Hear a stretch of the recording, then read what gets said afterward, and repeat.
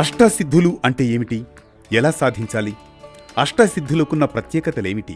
వాటిని ఎవరైనా వరించవచ్చా? ఇలాంటి ఆసక్తి గొలిపే వివరాల సమాచారంతో సాగేదే నేటి పరమార్థం.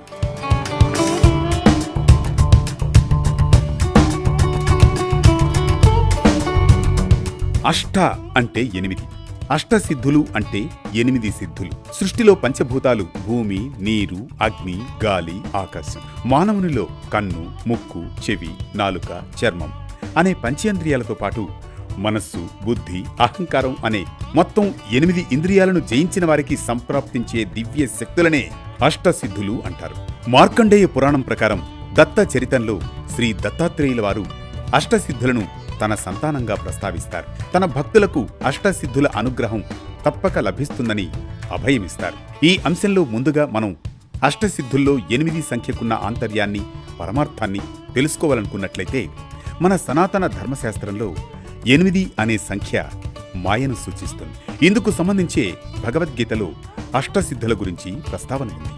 ఒక విధంగా భగవంతుని దివ్య ఆరాధనకు ప్రతిఫలంగా భక్తులకు ప్రాప్తించే 8 సిద్ధులే అష్టసిద్ధులు. పూర్వం ఋషులు, యోగులు, మహర్షులు అష్టసిద్ధులు పొందారని మన పురాణాలు చెబుతున్నాయి. ఆంజనేయ స్వామి వారు అష్టసిద్ధులు పొందారు కనుకనే తులసీదాసు తాను రచించిన హనుమాన్ చాలీసాలో అష్టసిద్ధి నవనిధికే దాత అని స్తుతించడాన్ని మనం గమనించవచ్చు. అణిమ, మహిమ, గరిమ, లకిమ, ప్రాప్తి, ప్రాకమ్యం, ఈసిత్వం, వసిత్వం అనే 8 పేర్లను అష్టసిద్ధులు అంటారు. మరి వాటి గుణగణాలను వివరంగా తెలుసుకుందాం. 1. అణిమ. సూక్ష్మావస్థలో కూడా భగవంతుడున్నాడు అని నమ్మి అతనిలో మనస్సును ఏకాగ్రతతో నిలపడం వల్ల ఈ సిద్ధి లభిస్తుంది. దీనివల్ల అత్యంత సూక్ష్మ అణువుగా యోగి తన్ను తాను మార్చుకోగలడు. 2. మహిమ. భగవంతుని మహత్తును దర్శించగలిగిన సాధకునకు ఈ సిద్ధి కలుగుతుంది. దీని కారణంగా సాధకుడు శివకేశవులకు సమానమైన కీర్తిని పొందడం జరుగుతుంది. 3. గరిమ. ఈ సిద్ధి సాధించిన వారు తమ శరీర బరువును ఈ భూభారానికి సమానంగా చేయగలరు. 4. లఘిమ. ఈ సిద్ధి కలవారు తమ శరీరాన్ని దూది కంటే తేలికగా ఉంచడం సాధ్యమవుతుంది. 5. ప్రాప్తి. ఈ సిద్ధి ద్వారా కావాలనుకున్న క్షణంలో శూన్యం నుండి కూడా సృజించుకోగలరు. 6. ప్రాకామ్యం. అనేక దివ్యశక్తులు అంటే దూరదర్శనం, దూరశ్రవణం, ఆకాశ గమనం ఈ గుణాలన్నీ వారి వశంలో ఉంటాయి.